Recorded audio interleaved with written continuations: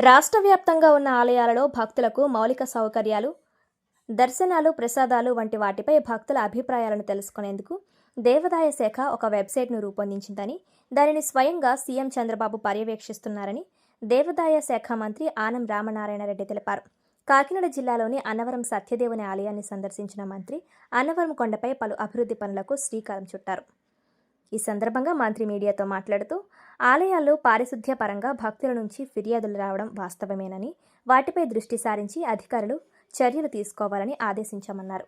అన్నవరం దేవస్థానంలో పద్మావతి కాంట్రాక్టర్కు నెలకు ₹1 కోటి ఖర్చు చేస్తున్నప్పటికీ పారిశుద్ధ్యం అధ్వానంగా ఉందని విలేకరులు అడిగిన ప్రశ్నకు మంత్రి సమాధానమిస్తూ, పారిశుద్ధ్యాన్ని మరింత మెరుగుపరుస్తామన్నారు. దేవస్థానంలో అవుట్సోర్సింగ్లో పనిచేస్తున్న ఉద్యోగులను, ఎన్ఎంఆర్లుగా పనిచేస్తున్న ఉద్యోగులను రెగ్యులరైజ్ చేసే ఆలోచన లేదని మంత్రి స్పష్టం చేశారు. గత ప్రభుత్వం ఏపీకి 10.5 లక్షల కోట్ల రూపాయల అప్పులను బహుమానంగా ఇచ్చిందని, అందువల్లే రాష్ట్రం ఆర్థిక సంక్షోభంలో ఉందని, అయినప్పటికీ కూటమి ప్రభుత్వం ప్రజలకు ఇచ్చిన హామీలను నెరవేర్చేందుకు సూపర్ 6 పథకాలను సమర్థవంతంగా అమలు చేస్తుందన్నారు. ఇందుకోసం ప్రతి ఏటా 98,000 కోట్ల రూపాయలు ఖర్చు అవుతుందన్నారు. పర్యవేక్షిస్తున్నారు.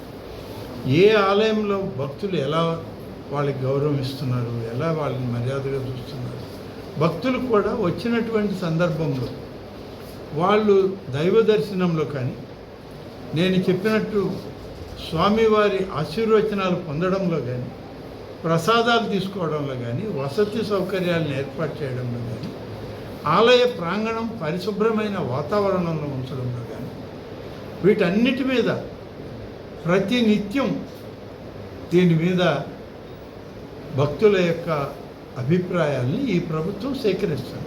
ప్రభుత్వ ప్రతినిధిగా పాల్గొనేటువంటి అవకాశం నాకు రావడం అనేటువంటిది ఇది ఎంతో అదృష్టంగా భావిస్తా ఉన్నాను. ఈనాడు మెట్ల మార్గం గతంలో ప్రారంభించిన, ఇవాళ పూర్తి చేసుకుని ఆ మార్గాన్ని ప్రారంభించేటువంటి అవకాశం, ఆ కార్యక్రమాన్ని శాసనసభ్యురాలతో కలిసి దాన్ని ప్రారంభించడం కూడా జరిగింది.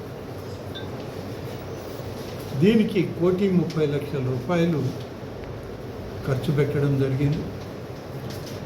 పూర్తిగా ఈ మెట్ల మార్గం వచ్చేటువంటి భక్తులకు ఎలాంటి పార్కింగ్ ఇబ్బంది లేకుండా వాళ్ళ వాహనాలని క్రిందనే నిలుపుదల చేసేదానికి విశాలమైన ప్రదేశం, అక్కడి నుంచే ఈ మెట్ల మార్గం రావడంతో దాదాపుగా 340 మెట్లతోటి ఈ కార్యక్రమాన్ని పూర్తి చేశారు దేవాదాయ శాఖ అధికారులు. భారతదేశంలోనే అత్యంత ఎక్కువ ప్రభుత్వ ధనం ఖర్చు అయ్యేది ఉద్యోగస్తుల యొక్క జీతభత్యాలకి. ₹100 మనకి ఆదాయం వస్తే ఈ ప్రభుత్వానికి ₹94-95 ప్రభుత్వ యంత్రాంగంలో ఉన్నటువంటి ఉద్యోగస్తులు ఎవరైనా కానీ చిన్నవాడి దగ్గర నుంచి దానికే ఖర్చు అవుతుంది. ఇక వెల్ఫేర్ స్కీములు నడపాలి, అభివృద్ధి కార్యక్రమాలు చేయాలి. గతంలో మాకు ఇచ్చిపోయిన బహుమానం అప్పులు, ఆ అప్పులు వాయిదాలు చెల్లించాలి, ఆ అప్పులకు వడ్డీలు చెల్లించాలి.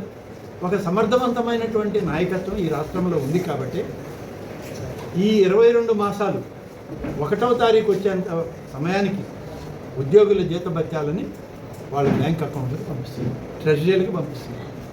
అలాగే సంక్షేమ పథకాల్లో ఉన్నటువంటి ఎన్టీఆర్ భరోసా పెన్షన్ కార్యక్రమం 1వ తారీఖు సెలవు అయితే 31వ తారీఖే వాళ్ళకి విడుదల చేస్తాం.